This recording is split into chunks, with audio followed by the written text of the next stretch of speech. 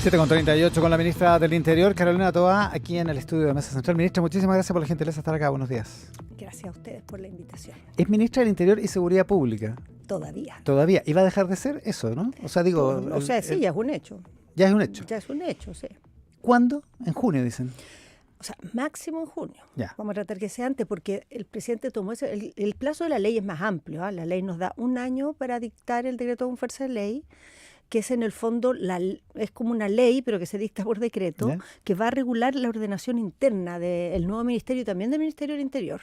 Entonces, que establece cómo se distribuye el personal, todas esas cosas están en un decreto con fuerza de ley. Que es como la conformación administrativa del... Exacto. ¿Ya? Entonces, eso tiene un plazo de un año, pero nosotros, sabiendo que queríamos hacer esto rápido y que estaba el compromiso del presidente, llevamos ya varios meses trabajando en eso, lo tenemos bastante adelantado, entonces lo vamos a sacar antes del año, mucho antes del año. El presidente de la cuenta pública dijo, el próximo año cuando yo esté aquí, va a haber sentada una ministra o un ministro de seguridad, entonces eso lo vamos a cumplir, eso el 1 de junio, y vamos a tratar que sea antes, en lo posible. Mira, hemos hecho, este año ya estamos en el periodo de las ceremonias policiales, los cambios de mando, los retiros, y ya varias veces me ha tocado decir, esta es la última vez que un ministro del Interior y Seguridad Pública encabeza esta ceremonia. Igual uno traga, todos tragan, porque igual es una... Tiene algo emocionante. Sí. Las policías pasan a este nuevo ministerio. Totalmente. Y no va a haber nombramiento de ministro, ministra y subsecretario hasta que esté esta cosa administrativa terminada, digamos. Se discutió y llegamos a la conclusión de que no, porque tener nombrado el ministro o la ministra sin que tenga ministerio va a dejar la seguridad en una especie de limbo que no es bueno que esté. Claro, porque sería un ministro sin ministro personal, que no tiene cómo nada, hacer funcionar la cosa, entonces igual la tiene que ver Interior, la responsabilidad administrativa está en un limbo, entonces no conviene. Inteligencia quedó en Interior finalmente. Inteligencia policial está en seguridad, porque ahí están las policías. Hay inteligencia militar que está en defensa y la inteligencia civil está en Interior. Entonces, ¿No debería haber una sola cosa? No, porque esa es la gracia del proyecto nuevo, que se llama Sistema de Inteligencia del Estado, porque todas estas inteligencias juntas son un sistema. Ya. Entonces funcionan bajo lineamientos que da el presidente, se complementan, también tienen la tarea de tener mecanismos mucho más ágiles que los actuales para complementarse con organismos colaboradores de la inteligencia. Por ejemplo, la inteligencia económica que estamos creando en paralelo, va a haber una unidad especializada de inteligencia económica que está en el Ministerio de Hacienda, en el fondo, ahí está Impuestos Internos, está la UAF, la Unidad de Análisis entonces Financiero, claro. Esas instituciones que manejan mucha información financiera van a ser parte también del sistema de inteligencia económica. Pero ese es el otro proyecto, es el proyecto es el otro, de la ley de inteligencia. Pero cuando tú me dices, ¿no debiera esto ser una sola cosa? Sí, pero es un sistema. Un sistema que está en ese que proyecto. Se coordina desde Interior, pero que tiene todas estas partes. Y lo que hay en esto, en el nuevo Ministerio de Seguridad, ¿es un reordenamiento de lo que existe en dos carteras distintas, en dos ministerios distintos, o es la creación de algo nuevo?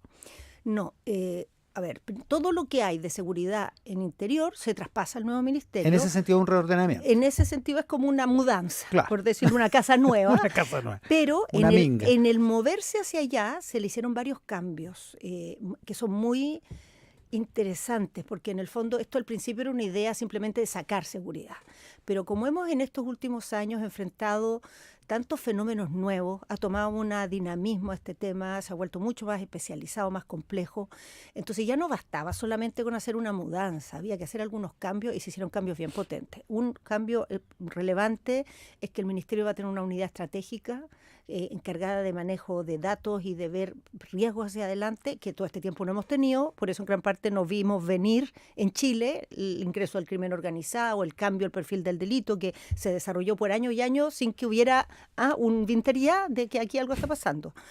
Segundo, hay un cambio porque la SPD, que siempre ha sido una institución como que quedó a medio camino, porque se le dio un mandato muy amplio, prevenir el delito, pero se le dieron instrumentos muy pobres. La Subsecretaría de Prevención del Delito. Sí, la Subsecretaría de Prevención del Delito, sí, para los legos. Entonces, lo que tiene así como grueso es que maneja un fondo que financia proyectos de prevención situacional, pero eso es insuficiente para la prevención.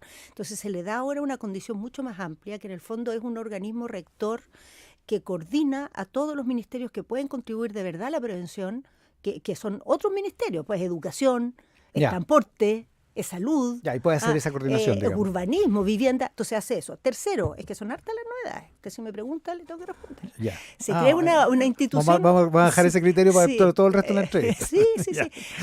Hay una instancia que se llama SIGPOL, que es una especie de espacio de coordinación de las policías para operaciones complejas, para intercambio de información interoperable, también para trabajar con riesgos nuevos. Y hay un concepto que es el más grande de la ley, y es que el Ministerio de Seguridad es un ministerio sectorial a cargo de la seguridad y de las policías, pero a la vez es la cabeza del sistema de seguridad del Estado, que es una forma de trabajar en que la seguridad abarca muchas más instituciones, y para eso el Ministerio tiene herramientas para pedirles cuenta, para estar viendo cómo avanzan, para coordinar ese esfuerzo de seguridad que implica, por ejemplo, gendarmería, implica organismos que no son dependientes, pero que hay que coordinar también con ellos, por ejemplo, el Ministerio Público, los municipios, los gobiernos regionales, o otros ministerios que tienen que ver con estas materias, como dijimos recién, Hacienda, que aduanas, muy importante. Entonces, hay un sistema que está dirigido, coordinado por este ministerio. No solamente una cartera, sino una forma de trabajo del Estado. Y en eso, esa forma nueva de trabajo del Estado debería dar resultados nuevos o distintos, digamos. Desde el punto, hay una arista que tiene que ver con la negociación política que tuvo que ver, de la que usted sale victoriosa, por decirlo de alguna manera. Y también está el día a día que usted tiene que seguir manteniendo, porque por ahora va a seguir siendo ministra del Interior y Seguridad Pública. Algunas controversias. El delegado de la Araucanía ayer dice, no estoy en posición de definir si el gobierno no está dispuesto a conversar con la CAM. El gobierno emitió un comunicado ayer, dice que son interpretaciones de la prensa o en la prensa respecto de que esto es una posición ambigua respecto de la violencia.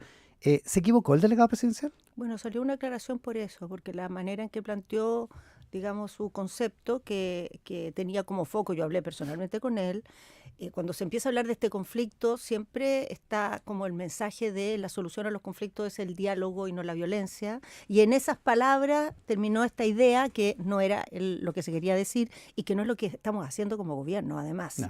Y por eso fue necesaria esa aclaración, y creo que ha sido bien nítida la aclaración. O sea, el gobierno no propicia... El gobierno no está en ningún diálogo con la CAM, ni está este en momento, condiciones de dialogar con la CAM. Ni en este momento hay ningún plan en ese sentido, pero sí estamos en un esfuerzo de diálogo para enfrentar los problemas de la macrozona sur, que es el Consejo por la Paz y el Entendimiento, que es una instancia la más amplia que se ha hecho nunca, están todas las fuerzas políticas, y esperamos que de ese diálogo salga una propuesta más de Estado, ¿no? De cómo dar respuesta a los temas que han tensionado esa región por siglos, en realidad.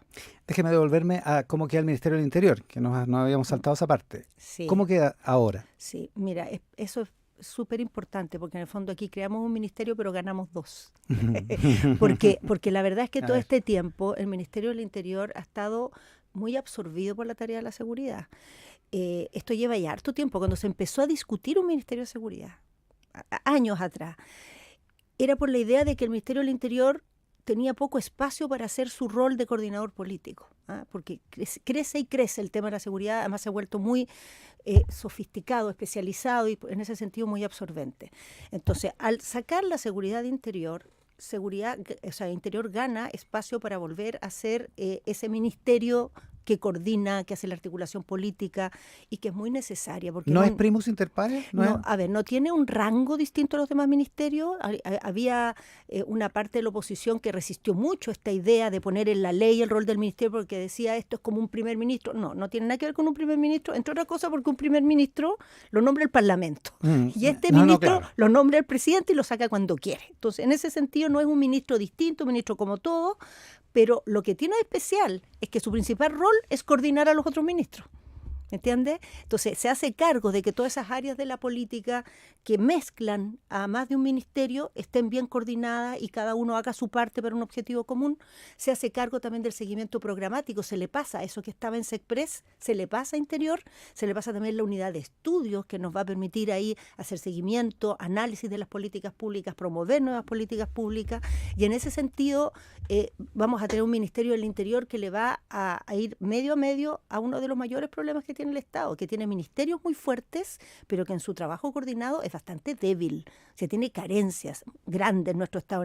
Si tú me preguntas cuál es la mayor, yo creo que esa es la mayor carencia del Estado chileno, que hay una desproporción entre la fortaleza de los ministerios sectoriales, que están muy desarrollados, y su capacidad de actuación cohesionada, que es débil porque no tiene institucionalidad suficiente. Entonces el Ministerio del Interior en esto va a fortalecerse y va a tener también una función nueva, que hoy día no existe en el Estado y que la ley le otorgó, que es generar una institucionalidad de la reconstrucción. Nosotros cada vez que tenemos una catástrofe y reconstruimos, inventamos un mono nuevo. Que el delegado no sé cuánto, que el ministro encargado, que otras veces es el delegado presidencial de la región. ¿Y esto se va a institucionalizar? Sí, porque en el fondo no todo lo que aprende el Estado de reconstrucción se lo lleva el viento y volvemos a partir de cero cada vez. Esto no puede ser. O sea, tiene que ser un know-how. Es el sentido que Senapred queda dentro del Ministerio del Interior. O sea, sí, claro, porque Senapred es un organismo coordinador.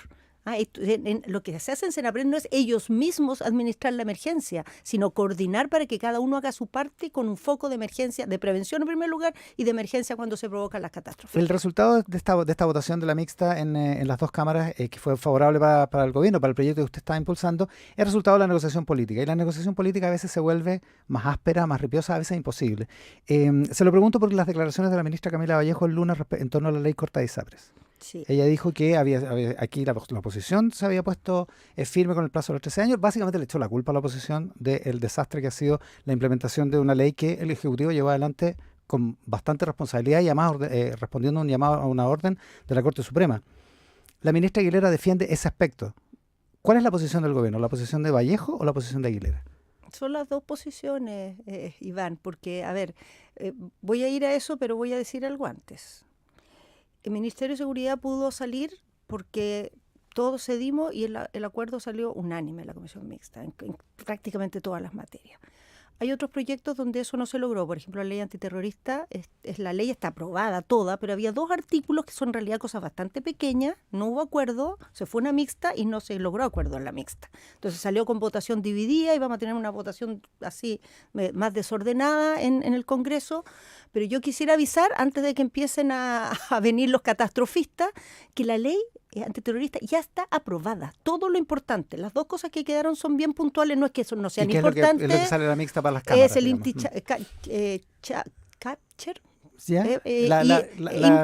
capture, capture y la competencia de los tribunales, si se puede cambiar o no. Que es la posibilidad de recoger señales de celulares para ubicar claro. personas. Entonces, esos temas son los controvertidos. En el resto, todo ya está despachado y va a ser una buena ley independiente de la votación de la mixta. En el caso del tema de ISAPRES, la verdad es que hay que recopilar lo que fue esta historia. Nosotros en el tema de ISAPRES, en una propuesta original, la primera que tuvo el Ejecutivo, no era con plazo, sino que cada ISAPRE presentaba un plan y había que aprobarlo y ver que fuera razonable en el sentido de responderle a las personas con las cuales se tenía una deuda de una manera que no hiciera quebrar a la ISAPRE, ¿no? Eso fue la propuesta original. La segunda propuesta fue una propuesta que venía con 10 años, que es la que salió del trabajo conjunto que se hizo en el Parlamento. Claro, que sigue siendo una propuesta del Ejecutivo. Sea, no, pues la que salió es de 13. No, digo, la segunda propuesta. Sí, la segunda, sí. O sea, el Ejecutivo la avalaba. Y ahí empezó una discusión, porque quiero recopilar, porque muchos no se acuerdan. Aquí el gran problema que había es que algunos decíamos, el Ejecutivo, el oficialismo, esta deuda se debe pagar sí o sí. No puede haber nada que implique no pagar la deuda. A reducir la deuda, achicar la deuda, sería como estafar a las personas. Y otros ponían el acento en, si se paga la deuda, van a quebrar la ISAPRE. Y todos decíamos, si quiebran la ISAPRE, no solo van a quebrar la ISAPRE, sino que van a quebrar la clínica y el sistema público va a colapsar. Entonces hay que encontrar una solución. Entonces tiene toda la razón la ministra Vallejo cuando dice, aquí extender el plazo fue una petición más de la derecha que nuestra. La nuestra era, hay que pagar todo. Y en ese buscar y buscar, tuvimos que encontrar esta solución de compromiso. Para que se pagara todo, tuvo que ser mayor el plazo. La discusión final era entre 12 y 13 años, pero ok. Ya. Entonces, cuando la ministra Vallejo dice eso, es verdad, sí, fue así. La petición de extender fue de allá. Pero al final, esto fue un acuerdo. Al final fue un acuerdo y hay que hacerse cargo de los acuerdos. Y yo creo que es bien complicado tratar de transmitirle a la gente que esto era más simple de lo que era. Porque si no había acuerdo, y nosotros podríamos haber ido con nuestro proyecto, que era choro, paguen todos y sin plazo, porque se aprovecharon, y es verdad, se ve bien. El problema es que después iban a quebrar la ISAPRE, iban a quebrar la clínica y el sistema público iba a colapsar, y no teníamos mayoría más encima. Entonces nosotros estábamos obligados a llegar a un acuerdo, estábamos obligados porque ese proyecto nuestro no se podía aprobar. O sea, el Ejecutivo, y en ese sentido, cuando se empieza a decir y se empieza a plantear como que el Ejecutivo tiene que hacerse cargo de esto como que fuera un proyecto de él, porque al final la iniciativa tenía que ser nuestra. O sea, el proyecto era del gobierno. Sí, está bien, pero no es que sea de gusto del gobierno, ¿me entiendes? No, claro. Ya, entonces convengamos que no era de gusto de nadie. Si nadie abrió champaña cuando salió esta cuestión. No, nadie habló champaña, es verdad. Esto fue lo que se pudo encontrar en el camino. Pero es cierto que en esta tensión, los que apretaban porque se le pagara mejor a la gente era más el oficialismo, y los que apretaban más bien porque no se tensionara demasiado la ISAPRE era la oposición. Ahora, eso es así. Dicho eso, se leyó que la ministra Vallejo le estaba echando la culpa a la oposición. De hecho, de sus mismas palabras se puede desprender lo mismo. Y el senador Macaya, aquí mismo en Tele13 Radio el otro día, decía que esto es el reflejo de la inmadurez de un gobierno que le echa la culpa a los demás, que es una manera deshonesta e inmadura de actuar en política. Sí, yo creo que no es así, Iván. Yo no le estoy echando la culpa a la oposición. Yo estoy diciendo que reconstruyamos cómo fue la negociación y cada uno se haga parte de las peleas que dio y los puntos que planteó. Y yo creo que eso es lo honesto. Y fue bueno que se lograra un acuerdo aquí, porque si no estaríamos, quién sabe, en qué marasmo en la salud chilena. Fue bueno, pero ese acuerdo es un compromiso en que hubo que ceder. Y cada uno tiene que plantear cuáles fueron los puntos en los cuales fue, digamos, más insistente y que priorizó en esa negociación. Puede ser una manera.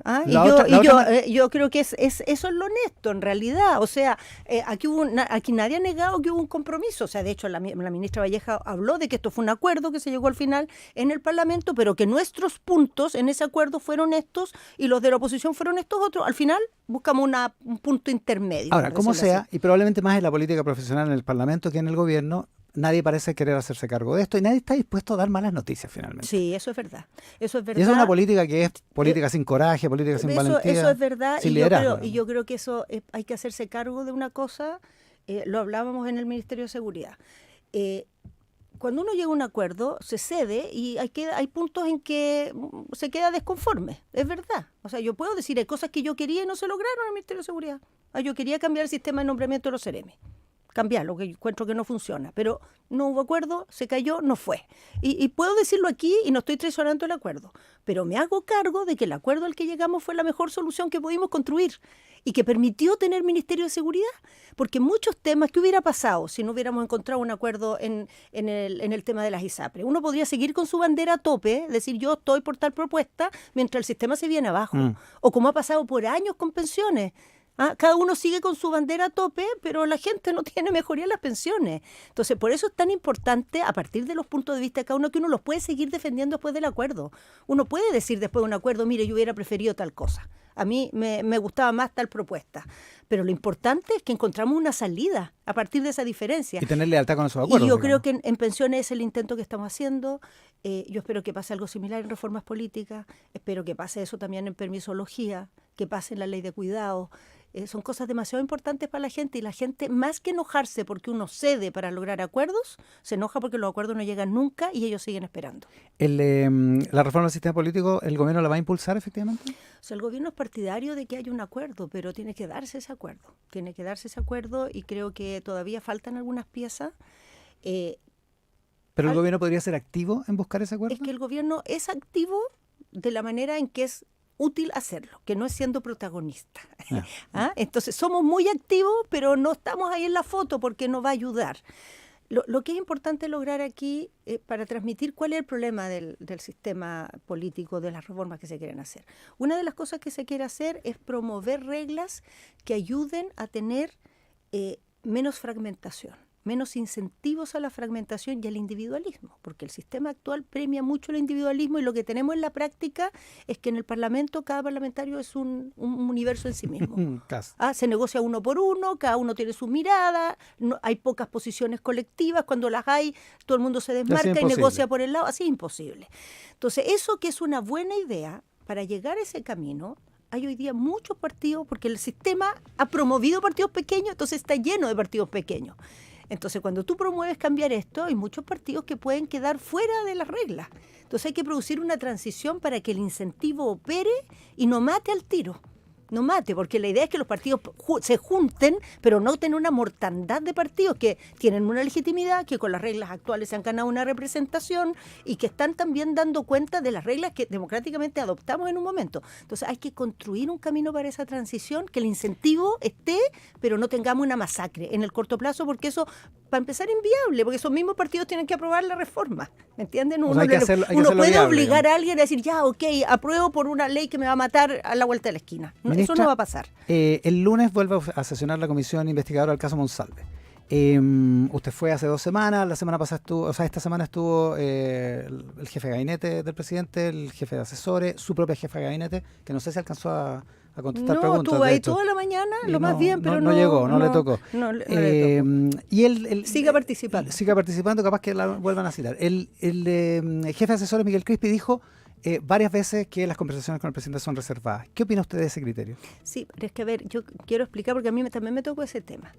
El gobierno toma una serie de decisiones, actos, y tiene que dar cuenta de ellos. Yo estuve ahí, también estuvo el equipo, digamos, de asesores el lunes pasado, y lo importante desde el punto de vista de la ciudadanía es que uno pueda decir, mire, se hizo tal cosa, se hizo por tal motivo, se tomó tal decisión, se descartó tal otra. Ahora, las conversaciones que dan lugar a esa decisión, eso no se cuenta. No se cuenta porque el presidente de la República tiene asesores que conversan, que intercambian, que las decisiones vienen y van, y eso no es necesario ni prudente transformarlo en una vitrina, y además eso no tiene registro. Entonces eso significa que uno reconstruya conversaciones que no tienen ningún tipo de elemento para ser comprobadas, no corresponde. Eso en ninguna comisión investigadora nunca se ha exigido eso, la ley no exige eso, lo que sí exige es que uno dé cuenta de sus actos y de las razones que los llevaron a tomar esas decisiones, los argumentos que hubo detrás de eso, en definitiva la decisión que se tomó. 2 preguntas sobre el punto, porque ya se ha hablado un montón, usted ha dicho varias veces que las cosas se podrían haber hecho mejor, que en fin, todo lo que sabemos. 2 dudas. Una, la duda de si el presidente finalmente tomó solo la decisión. ¿Cuál decisión? La decisión de enviar a Manuel Monsalve al sur ese miércoles, la decisión de no pedir la renuncia durante ese miércoles, que es la fecha que usted dice que podría haber sido. Que eso se ha archi-informado, Iván. Se ha dicho muchas veces, desde el primer momento además. A mí me tocó hacer la primera locución. Visto la situación que venía, visto que se iba a hacer una evaluación de la permanencia de Monsalve con antecedentes que había que recabar y que no era prudente que él estuviera ahí participando de toda esa definición, en protección de su familia, el presidente le dijo que fuera al sur a avisar lo que venía. Esa fue una decisión que tomó el presidente solo. Pero es que da lo mismo con quien él habló, no es el tema. Esa fue la decisión que se tomó y fue en protección de los terceros. Pero fue una decisión del presidente, no fue suya, digamos. Es que no me haga entrar en eso, Iván, porque no voy a entrar en eso, porque aquí hay muchas personas interesadas en construir una idea de quién le echa la culpa a quién. Esto es un gobierno que actuó, esos son los criterios que se tomaron, el presidente de la República es el jefe de todos nosotros y todos somos parte de las decisiones. Ya, entonces no voy a entrar en esa dinámica porque es una dinámica tóxica, que ya no lleva a ningún buen lugar. Me parece perfectamente legítimo, pero dichas así las cosas, usted sabe que hay una tesis, también al interior de la moneda, de que usted como ministra del Interior tendría que haber llevado el problema y también la solución. Sí, hay esa tesis. ¿No lo hizo? No. ¿Podría haberlo hecho? Sí, por supuesto, pero no, la verdad es que no tenía la solución, tenía una especie de impacto gigantesco de una noticia que acababa de recibir, que había que ponderar en primer lugar. Y lo que me pareció muy claro en todas esas horas es que teníamos que ponderar esta situación, tomar el peso de la plausibilidad que tenía esta denuncia, de los elementos que había alrededor de ella en el ministerio, porque la primera información era que la víctima era una funcionaria, pero había que chequear si era una funcionaria, qué había pasado, si había denuncias internas, si había otras cosas, y todo eso había que chequearlo. Y esas son las decisiones que se tomaron en las primeras horas, hacer esa ponderación en eso. El intercambio que tuvimos con el presidente en esas horas, eso fue el foco que pusimos, sabiendo desde el primer momento que el camino de salida de Monsalve era desde el primer instante el más probable. O sea, el pimponeo de nombre empezó esa misma noche. Ahora, la verdad. Lo último, y por supuesto que esto no es el cagüineo, ¿sí? No es interesante, no tiene interés público saber quién dijo qué y a qué hora. La pregunta es, para futuras crisis, para futuros problemas, la pregunta es si el presidente tiene la asesoría adecuada cuando corresponde en una crisis.